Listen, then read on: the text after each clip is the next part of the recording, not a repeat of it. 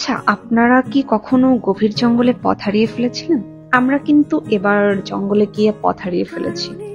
তারপর লোকেশন দেখতে গিয়ে দেখি নো ইন্টারনেট। হ্যালো, কি অবস্থা সবার? এবার আমরা গিয়েছিলাম একদম দক্ষিণে সাগরের কোল ঘেঁষে ওঠা ম্যানগ্রোভ ফরেস্টে। সেখানে আবার গেলাম পথ হারিয়ে, পরে ফিরলাম কি করে, আর এই বনে কি কি করলাম, কিভাবে ঘুরলাম, আর ওখানে কিভাবে আমরা গেলাম, সবকিছু এই ভিডিওতে বিস্তারিত বলবো।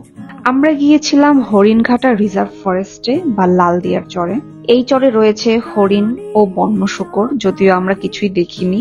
হরিণ, বানর, পাখি আর সবুজ পাতার সানাইয়ে মুখর থাকে হরিণঘাটা বনাঞ্চল। এ বনে কোনো বাঘ নেই।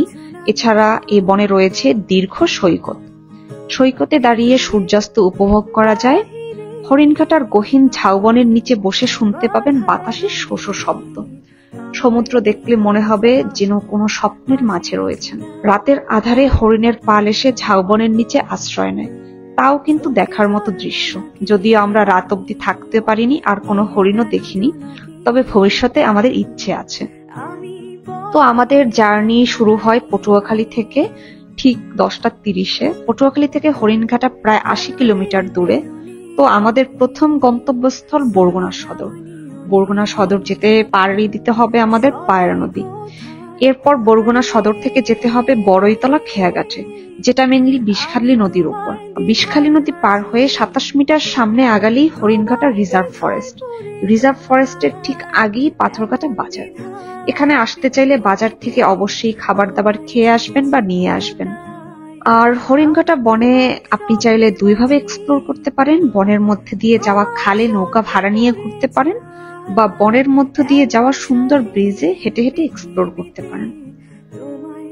আমরা বনের মধ্যের ব্রিজ দিয়েই হেঁটে হেঁটে এক্সপ্লোর করা শুরু করেছিলাম, বাট এই ব্রিজ কয়েক মাইল গিয়েই শেষ।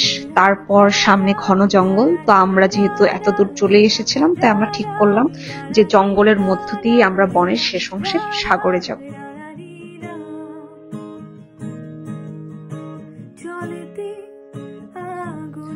গভীর বনে হুট করে আমরা হাঁটতে হাঁটতে পেয়ে গেলাম বনের জাতীয় পশু গরু। Just kidding. স্পটেড, এই যে বনের জাতীয় পশু। তারপর হাঁটতে হাঁটতে দেখি মানুষের পায়ের আর কোনো ছাপ নেই। চারপাশের জঙ্গল আরো অনেক বেশি ঘন হয়ে গেছে, আর আমরা হাঁটতেও পারতেছিলাম না শ্বাসমূলের জন্য। তারপর ম্যাপ দেখতে গিয়ে দেখি আমার ফোনে নো ইন্টারনেট। পরে ফ্রেন্ডের ফোন দিয়ে কোনোভাবে লোকেশন দেখলাম। আমরা তখন লোকেশনে দেখলাম আমরা প্রায় সমুদ্রের কাছাকাছি আছি। বনে বাঘ নেই শুনেছি, তাও কেমন জানি একটা ভয় লাগতেছিল। পাখির কেমন ভুতুরে ডাক। আরো 40 মিনিট সামনে আগানোর পরে আমরা এই খালটা পাই। মানে এই খালটা পার না হয়ে সমুদ্রের দিকে যাওয়া যাবে না। অনেক অ্যাডভেঞ্চার করেছি, বাট খাল পার হওয়ার মতো অ্যাডভেঞ্চার তো আর করা যায় না। কি করব, বসে আছি, এত দূরে তো ব্যাক করারও কোনো উপায় নাই। তারপর এই মাঝি ভাই যাচ্ছিল, তাকে আমরা ডাক দিলাম। উনিও ভালো মানুষ, আমাদেরকে খাল পার করে দিতে চাইলো। পরে উনি জানালো, আপনারা একটু পরে এদিকে তো কোনো নৌকা থাকবে না, আপনারা তো যেতে পারবেন না।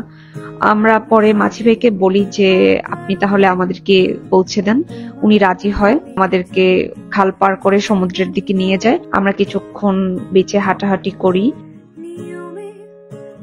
এরপর আমরা জঙ্গলের মাঝের খাল দিয়ে রওনা দিই। তো আমরা মেনলি দুইভাবেই লালদিয়ার চর এক্সপ্লোর করতে পেরেছি। আমরা শুরুতে হেঁটে গিয়েছি, দেন ওখান থেকে আমরা নৌকা লিফট পেয়েছি, ওটা দিয়ে আমরা ব্যাক করলাম। তো আমরা পৌঁছে যাই হরিণঘাটার শুরুর দিকের অংশে। এরপর আমরা ওখান থেকে বের হয়ে রওনা দিই পাথরঘাটার আরেকটা প্লেস নীলিমা পয়েন্টে। নীলিমা পয়েন্টও কিন্তু অনেক সুন্দর। ওখানে আমরা চা খেয়ে পটুয়াখালীর উদ্দেশ্যে ব্যাক করা শুরু করি। তো আজ এই অবধি এই ছিল আমার লালদিয়ার চর বা হরিণঘাটা, যে যেটাই বলো না কেন, ঘোরার ভিডিওটা। তোমরা কমেন্ট করে জানিও ভিডিওটা কেমন লেগেছে, আর এই রিলেটেড কোনো প্রশ্ন থাকলে অবশ্যই সেটাও কমেন্ট করো। আজ এই অবধি, টাটা সবাইকে, আল্লাহ হাফেজ।